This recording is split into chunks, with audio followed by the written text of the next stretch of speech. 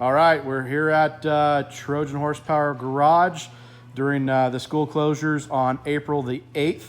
We're trying to get some projects done, and this is Chrysler 300 that our students were doing an SRT engine swap. So we upped the horsepower with a bigger cubic inch motor. This is the maiden firing of it. Unfortunately, the closure happened before the students were able to complete this. So we're finishing for them, and we'll hopefully, with a turn of the key, make some noise. This is the first time we fired it up. So Rob's over there making sure there's no fuel leaks when little Rob turns the key. All right, and your drums don't blow. it's gonna be loud. All right, on the count of 3, we're gonna start. Ready? First click, Robbie. Just make sure there's fuel. Don't start it. Okay. All right, we got Lights are on. see All right. no leaks.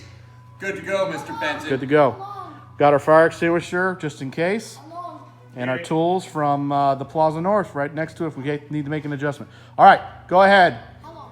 3, Seconds? Go. 2, 1. Oh,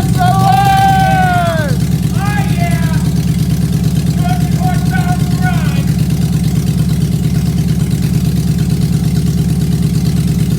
Go ahead and turn it off.